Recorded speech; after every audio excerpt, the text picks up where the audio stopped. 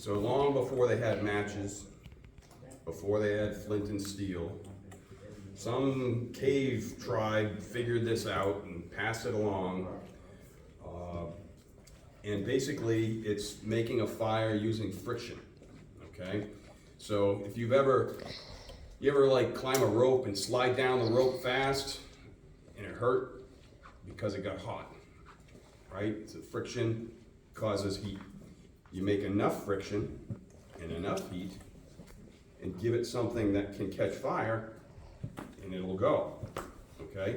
It's a nice concept, but it's actually harder than it might seem to actually get it all the way to a fire, okay?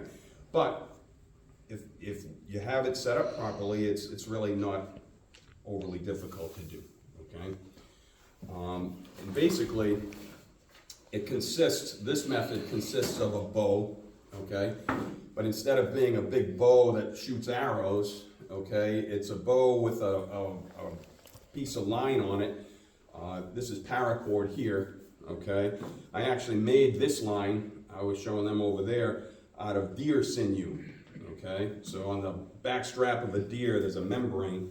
You let it dry out, you can pull it into fibers and twist them and make rope that looks store-bought out of it. It's every bit as strong as store-bought, okay? So I just had it in my head that I wanted to make a bow drill kit out of total scratch with no man-made articles to it. I don't use this one all that much because it wears the string out. So I've maybe made like 4 or 5 fires with this one. But usually I use this one here. It just, the string holds up better and it doesn't take much time to put a new one on. It takes forever to make one of those. So it consists of a number of things. So it is the bow, the spindle, a baseboard, and then you need something to hold the top of the spindle, okay? Now this is my own little twist. I live up in Massachusetts, and I decided that this would be my own little twist on how to hold the spindle down. Usually you'll see somebody with either a rock or another piece of wood that they've scooped out a little area, okay, to hold the spindle down. But I had the idea of using clamshells, okay? And I found out pretty quick you can't use one clamshell because your hand will fry, okay? So you just use 2 clamshells, okay? And that gives enough space so the heat doesn't make it all the way to your hand, okay? So basically what's happening, I think I got one more, I guess. What's gonna happen is you want this thing spinning back and forth fast on the board. And you may have even seen people in the movies and so forth do it with their hands, okay? That might be the next step for me. I've not even tried it, never mind achieved that, okay? But basically you want this spindle rotating back and forth, back and forth, back and forth, back and forth, okay? And forever, nobody really explained it to me, really what's catching fire. I always thought that it would just burst into flame or that you had to have a little bit of flammable stuff down there to catch. That's not what's going on, okay? What's going on is this thing rotates back and forth fast and you're pushing on it, okay? The bow is making it spin back and forth, back and forth, back and forth. And what it does is it makes sawdust. I mean, tiny little sawdust. And that sawdust builds up in this hole, okay? And this little V here gives the sawdust a place to go, okay? So what's happening, you're going back and forth, back and forth, back and forth. It's getting hotter, hotter, more and more sawdust, more and more sawdust, okay? It's building more and more. You start building a little pile of sawdust. Then you're going to start to see smoke, okay? Because now it's not just making sawdust, it's getting hot. And eventually it gets hot enough that these little bits of sawdust catch fire, okay? And I know smoking isn't as common as it was, but when I grew up, both my parents smoked, okay? And you see somebody inhale on a cigarette and it glows, right? And then they're not inhaling on it and it's just smoldering, okay? And then when you inhale on it, it glows. And I'm not telling you guys to smoke, I don't. I'm just telling you the concept of smoldering small things, okay? And how when you give it air, it gets hotter, okay? So what we're gonna do is we're gonna work this back and forth fast enough, okay?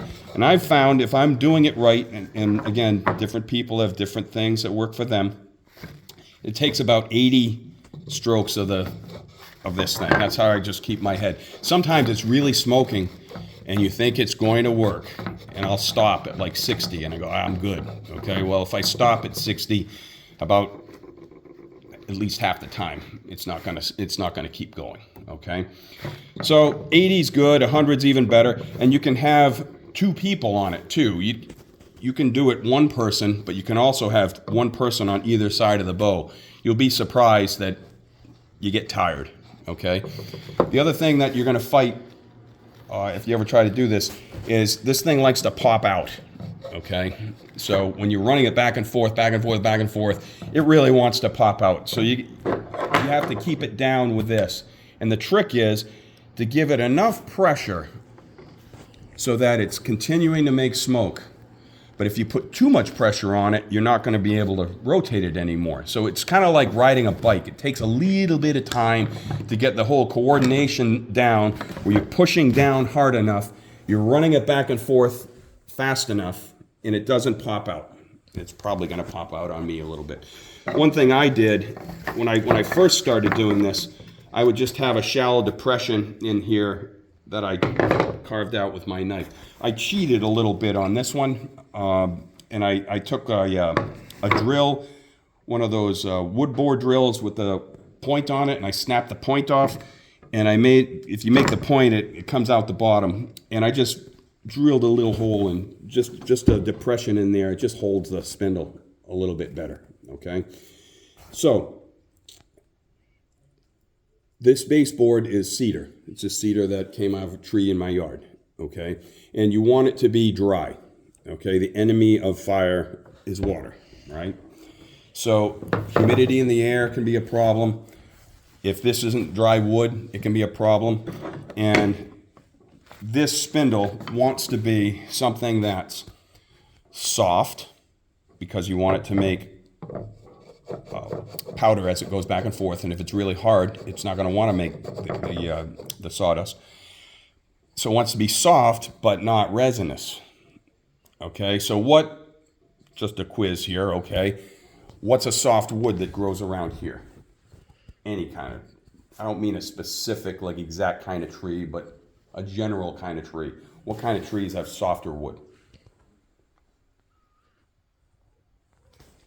All right, let's flip it around. What kind of trees have hard wood? Oak. Oak, okay? Oak would be one of the trees that has hardwood, okay? And in general, on the other end of the spectrum, okay, and you don't want to burn it in your fireplace. I don't know if any of you guys have a fireplace, but in general, you don't want to burn what kind of wood in your fireplace indoors. Does anybody know? Cedar or any of the pines, okay? Because the pines have resin in them, okay? It has like a turpentine. You ever see like pine sap come out, gets on your hand? Okay, you don't see that on an oak tree, okay? And that pine sap, even though it can be flammable and be a good thing, whatever, it lubricates this when it goes back and forth, and it makes it so it doesn't do what it's supposed to. Although I've been told you can use white pine and it'll work. I haven't tried it. So this is kind of a special wood. It's yucca. I didn't even know we had it, but I found out I always called them dagger plants in my parents' yard, but it looks like a little palm tree growing, okay? And it has one stalk that comes up with flowers on it. And they're not native around here, but a lot of people have them. You see them in cemeteries a lot and places like that. And there'll be like little white flowers on them. And when they die, there's one stalk left. When I was a kid, I used to make arrows out of them, or homemade bow and arrows, because they're relatively straight. But it's really good for this, okay?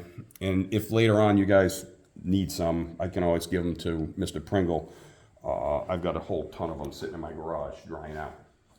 So, any questions? You guys want me to get started or what? Get started. All right, let's go give it a try here. Okay. Another good wood for this, by the way, this is cottonwood.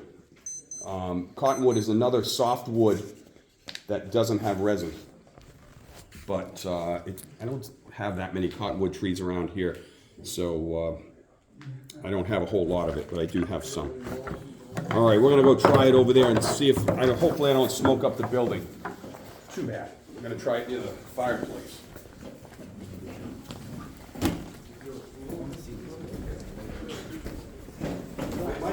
Somebody grab a piece of paper. Teaching people to do this because I'm left-handed, so everything's flipped around when everybody else wants to do it. So I'm gonna do it left-handed. Now, the last thing that I didn't tell you about that you need is, great. I'm not going to use this to burn. All I want from this is to catch the coal, okay? So when I get my little coal built up, like I told you, if I didn't have this, I have no way to pick it up and do anything with it, okay? So the one thing that I forgot to tell you about is Tinder, okay? And there's probably 8 million Tinders out there that you can come up with, but I've tried grass clippings, I've tried cotton, I've tried leaves, birch bark, and all of those kind of work, but the thing that really works is cedar bark, okay? If you have any cedar trees growing around, you'll notice there's like stringy bark on the side, and the birds make their nests out of it. They'll pull off little strings and make nests out of it. So what I do is I just take like a, it's not a rake, but just, it's actually a pair of tongs that I have and it's got like just little grooves on it. And you run the grooves down the wood, and it makes like little fibers on it. And these make really flammable little fibers, okay? So what we're after here is to get a coal. And what I'm gonna do when we get the coal is I'm going to put it in this, okay? And once we do that, hopefully I get a coal, you always see on the shows they go like this, and they blow on it, okay? I don't have a lot of luck blowing on it.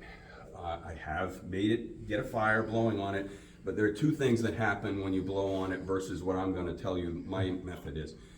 One, it blows it apart sometimes. If you blow on it too hard, the coal comes apart and fractures, okay? And then it might not do what you want it to do. It's gonna be harder to do it. The other is, your breath is loaded with moisture.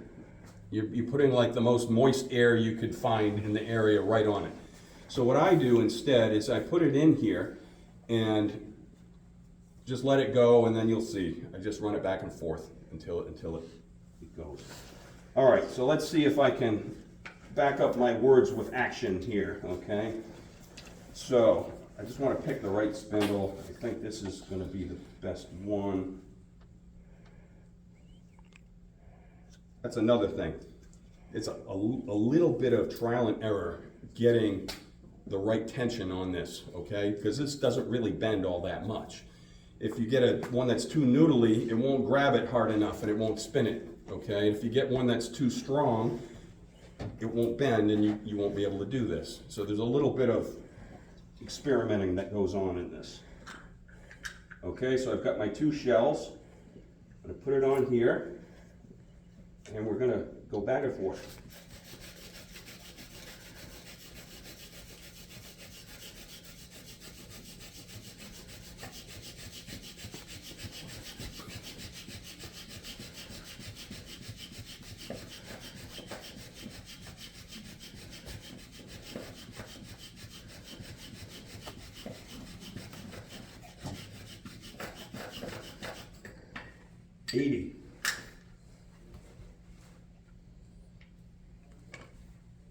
Come on, keep going. It stopped. It almost went. You gotta do it one more time, okay? But I just want to show you guys. See how here's the first sawdust that started, okay? Then it got darker and darker and darker. And it actually started to go. But I'm surprised after 80 it didn't go. It's almost a guarantee. But for some reason it didn't. It's all right. We'll do it again. Let me try this other hole here. Oh, maybe I'll use that one more time. The other thing too is sometimes this notch is the right width and sometimes it's not. So I'm actually going to try this one here because I think that notch, it has to have enough for the coal to get in there and let enough air to get in. And it's a little bit of trial and error. All right, let's try again. If I don't get it this time, somebody's going to help me. We're going to go back and forth with two people, okay? I would do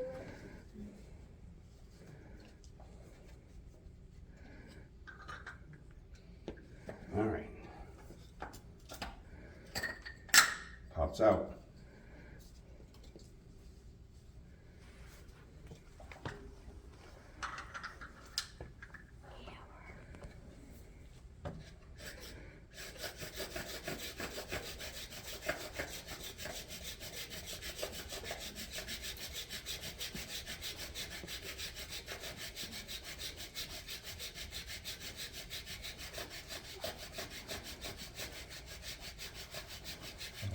Smoke this on. Mm-hmm. I can see it now.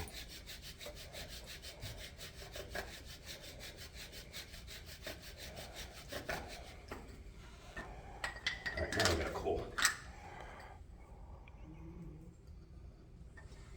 All right, so you just let it mature a little bit. You don't have to get right on it. When I first did this, I thought, oh, you gotta hurry up, it's gonna go out, it's gonna go out. There's plenty of fuel there for that thing, okay? See how it's smoking on its own? So what you do, usually I use like a pine cone or something. Just a little something to, see how the coal's orange? Mm-hmm. So I'm gonna get it here. Drop it in.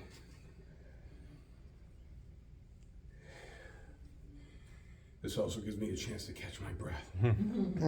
All right, so you just let it set. And it's heating those fibers right now, okay? And once it's had a chance, this is how I do it.